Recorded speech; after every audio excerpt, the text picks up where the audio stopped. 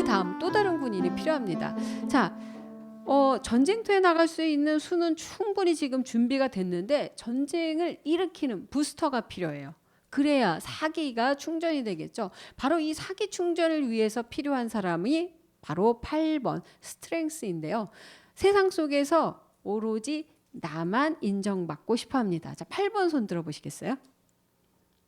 네, 남자 세 분이신데요. 나만 인정받고 싶어요. 독점욕이 있고요. 자, 이 강한 욕망은 뭐냐면 이 나만 인정받고 싶다라는 거는 사실 한 단어로 다시 바꾸면 사랑받고 싶다예요.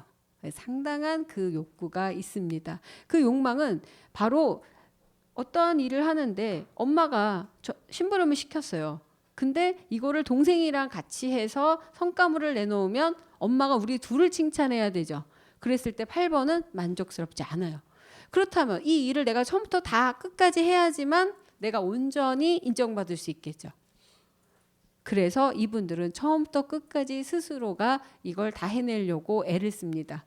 그래서 조금 사소고생하시는 분들인데 누군가한테 일을 맡기기도 쉽지 않지만 자기가 애지간하면 다 하려고 하고 자기가 통제하고 통솔할 수 있는 상황에서 무슨 일이든 본인들이 직접 하는 것을 가장 만족스러워 한다라는 거죠.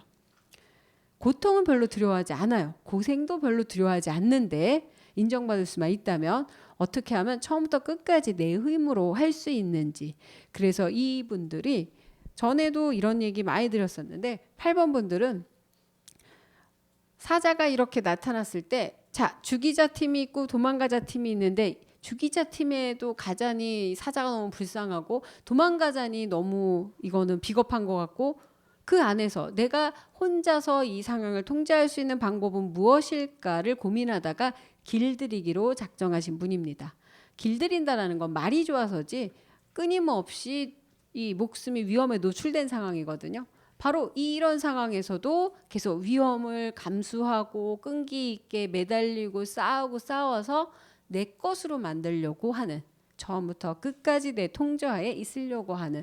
그렇기 때문에 여기에서 나온 단어 하나가 스트렝스라는 게 용기라고 하는 건데, 용기는 하나도 무섭지 않아, 겁나지 않아, 나에겐 두려움이 없어서가 아니고 끊임없이 처음부터 두려웠지만 노력해서 담대해지는 상황까지 건너가는 사람을 의미하는 거죠.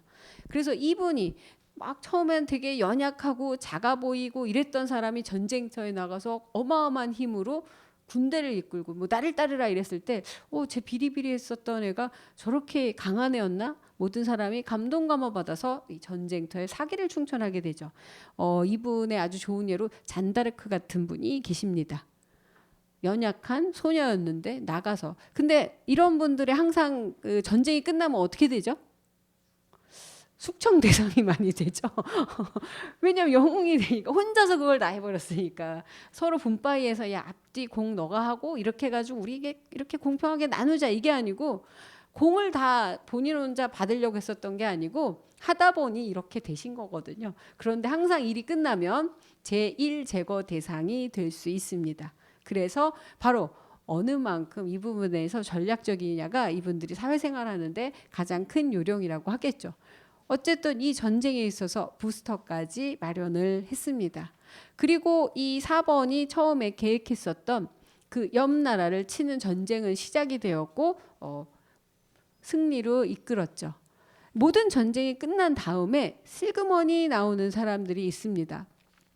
자, 2번. 우리 아까 2번 많이 오셨었는데요. 사실상 이 2번은 되게 재밌는 게 전쟁터에서 아무도 이 사람 보고 뭐라고 하지 않았어요. 그런데 알아서 나갑니다. 예. 왜냐하면 이분들 자체는 나는 남들과 어떤 얘기를 많이 하면요. 2번 분들을 모아놓으면요. 죄다 달라요. 다른 번호들은 그래도 얼추 비슷한 무언가의 유형성, 무형성들이 있는데 이번들은 서로 각자가 다른 캐릭터에 심지어 스타일에 추구하는 게 누구와 같을까봐 아주 노심초사하세요. 이게 바로 이번들의 특성이거든요. 나는 남과 다르다. 나는 오로지 나야. 이 아이덴티티에 목숨을 거는 게 2번이라서 그걸 근데 사실 증명을 별로 하고 싶어 하지도 않아요. 그렇게 부지런하지도 않습니다. 그냥 나는 나로서 존재하니까. 그래서 남들로 하여금 그런 거에서 뭐 개입이나 간섭만 안 받기를 원하는데, 남들이 그래서 보지 못하는 걸 보고 발견하고 알려주고 싶어하고 바로 그 능력을 갖게 되죠. 왕도 명령이고 뭐 신도 이 전쟁터에 나가라고 아무도 얘기 안 했는데 그냥 내가 옳다고 생각해서 나갑니다. 최초의 의병 나신 거죠. 예. 그리고 비슷한 그 또래가 모여서 의병합니다. 죽어도 이 의병은 계속 나와요. 근데 의병끼리 모아놓으면 또 지그들끼리 싸워요. 야, 그 노선 그거 아니거든. 이거 해야 되거든. 그래서 의병, 아주 작은 단위의 이 의병으로 게릴라전으로 항상 적들을, 그런데 또 혁혁한 공도 세워요. 주로 이제 이분들이 단합이 잘 안 되고 힘이 별로 없고 하다 보니까 각자의 스킬은 되게 높은 편이라서 아주, 그러니까 다 죽이는 건 너무 힘드니까 가장 핵심적인 부분만 때려잡습니다. 근데 의병이라는 거, 그래서 이분들이 마지막에 전투에 이렇게 보고 있다가, 야, 내가 다른 데서 뭐 이러고 싸우는 거 내가 하나도 마음에 안 들어. 정규부대 꼴 같지 않아. 거기다가 뭐 교황도 뭐 마음에 안 들어. 이 부대도 더 마음에, 그냥 내가 나가 싸울래. 내 스타일대로. 그래서 마지막에 전투에 들어가는 분이죠. 우리 이거 나중에 타이핑하면 좀 어떨까요?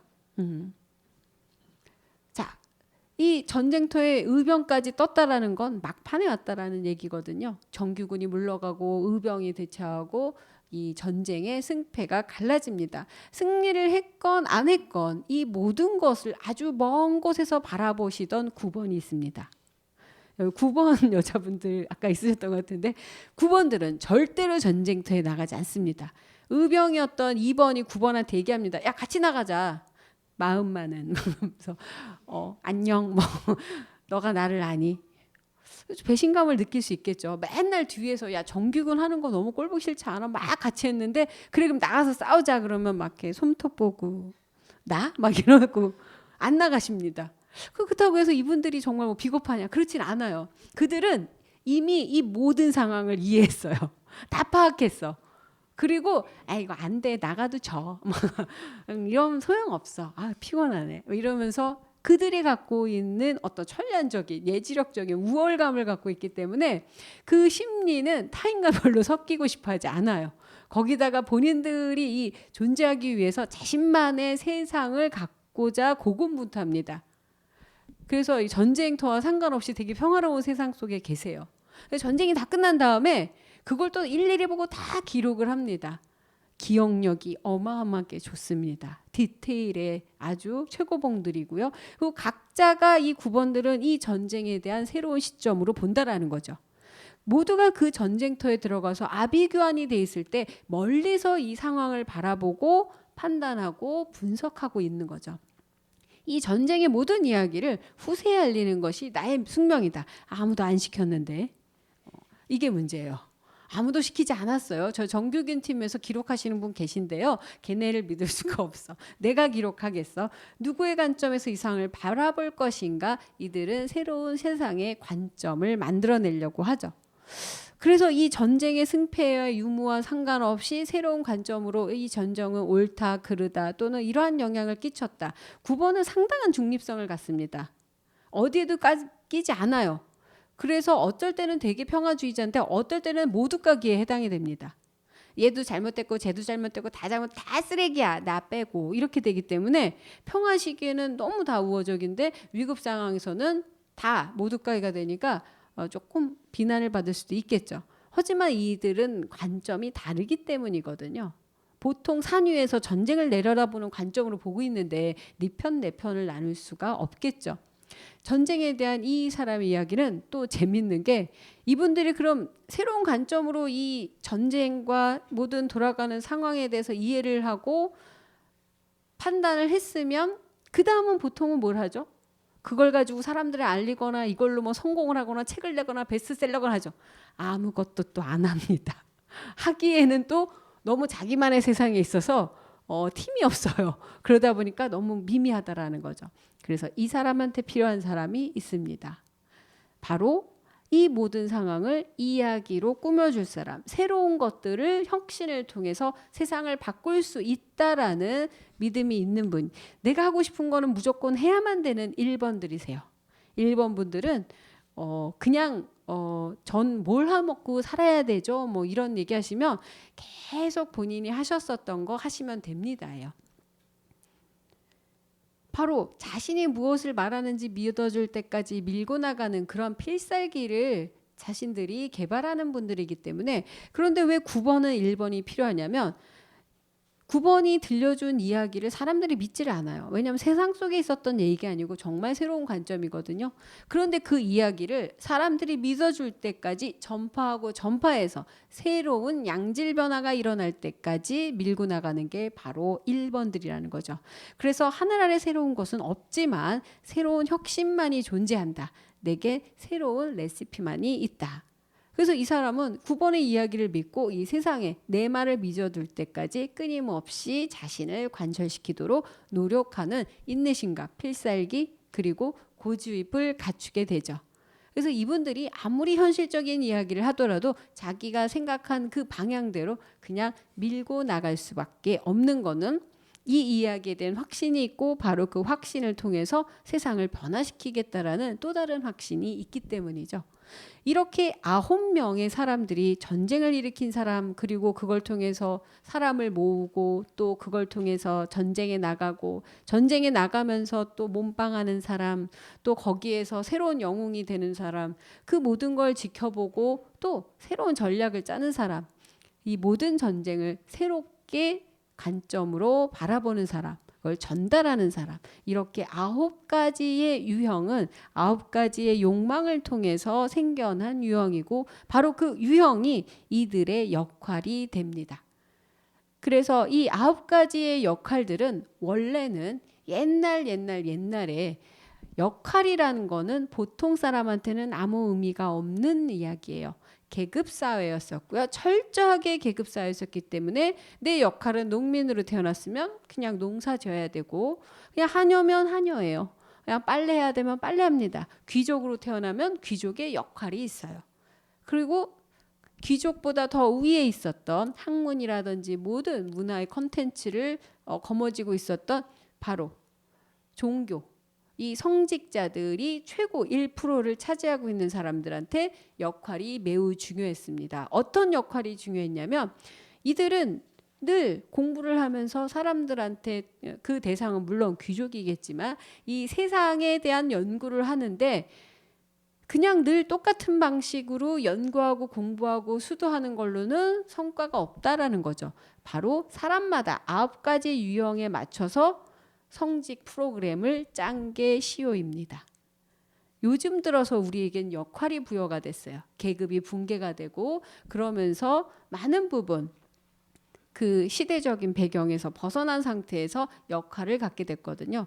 옛날처럼 계급사회였으면 역할에 대해서는 그닥 고민을 안 했을 수도 있어요. 계급적인 역할이 있으니까요. 하지만 엄연히 이 시대에도 계급은 분명히 중요합니다. 그런데 여기에서 수비학적 9가지 유형, 이 역할이 의미하는 가장 큰 의미는 바로 그 역할들은 우리한테 직업이라든지 또는 늘 돈 벌고 먹고 사는 생존에 연관이 있는 일하고는 크게 상관이 없다라는 거죠. 여기 계신 분들 20몇 명이 모두 똑같은 직업, 아주 누구나 다 한번 생각해보, 내가 의사였다면이라고 상상을 해봅시다. 여기 있는 분들이 모두 다 똑같은 내과 의사라고 해도 여러분들은 9가지 유형으로 일을 한다라는 거죠. 자, 의사 중에서 7번은 애지간하면 대학병원에서 일하시는 게 맞습니다. 자, 수직적인 조직 안에 있죠. 그리고 많은 사람들을 거느릴 수 있죠. 선점할 수 있죠. 그래서 무슨 센터장이 되시는 게 제일 좋겠죠. 하지만 개업을 하셔도 개업만 하시거나 이름을 거시는 동업을 하시는 게 맞을 거예요. 하지만 환자를 깊이 있게 보거나 어느 한 분야를 계속해서 연구하는 건 실질적으로 하기가 힘들 수 있어요. 하지만 새로운 역할을 만들 수는 있겠죠. 1번이 만약에 의사다. 내가 생각한 치료법이 이 사람으로 암을 낳거나 이 사람이 죽었다 살아날 때까지 이 시술을 해야 됩니다.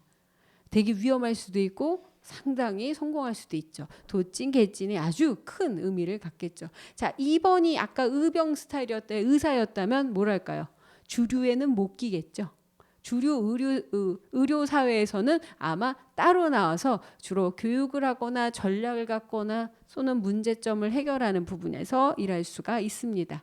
3번이 의사라면 병원에 잘 붙어 있지 않습니다. 다른 데 많이 돌아다니고 뭐 이 협회 저 협회 많이 연결되어 있고 많은 사람들과 새로운 역할을 하려고 더 많이 하겠죠. 4번이 의사를 한다면 일단은 크지는 않지만 망하지도 흥하지도 않지만 절대로 망하는 법이 없는 병원을 운영할 겁니다. 안정성을 추구하거든요. 그분은 나중에 부동산으로 돈을 버실 겁니다. 망하지 않는 병원이 있는데 얼마나 계속 오르겠습니까? 자, 5번이 있다면 밀려드는 그 환자들 주로 진상 담당이 5번 의사들이에요. 거절을 못해서 그걸 꾸역꾸역 참다가 암에 걸릴 때까지 참다가 기술과 능력이 개발되시는 어거지로 6번 의사가 있다면 그 동네에 환자가 어떤 환자가 많으냐에 따라서 본인의 능력이 많이 달라질 겁니다. 8번 의사가 있다면 이 병을 처음부터 끝까지 내가 다스리리라. 약부터 시술부터 그 다음부터 그렇게 고생하면서 할 수가 있죠. 9번 의사가 있다면 이 부분은 되게 재밌을 것 같습니다. 제가 9번 의사를 많이 본 적이 없는데요. 9번 분들은 약간 좀 조직에서 공무원 스타일일 거나 주로 페이닥터에 제일 많습니다. 소속에 들어가 있지 않고 그리고 페이닥터도 이렇게 안정돼 있는 데가 아니고 어디 새로 시작한데 빨리빨리 사람 필요할 때 늘 상시 대기층에 계시다라는 거죠. 이렇게 9가지 유형으로 의사도 어떤 본인의 활동과 영역에서 자기 역할을 한다라는 얘기죠. 일단 이 이야기는 하나의 짜여진 스토리이면서 동시에 우리가 어떤 히스토리 안에서 발견할 수 있는 역할에 대한 이야기라고 드릴 수가 있습니다. 여러분들 본인들 것도 그렇지만 가까우신 분들 것도 해보셨을 텐데 바로 이 이야기 안에 다들 하나씩은 유형을 갖고 계실 거라고 믿고요. 그렇다면 가장 무엇이 중요할까요? 바로 이 역할을 하나하나에 대해서 좀 더 심도 있게 얘기를 한번 해보도록 하겠습니다. 대신 무엇이 가장 중요한지 한번 알기 전에 잠깐 쉬고 나서 들어가도록 하겠습니다.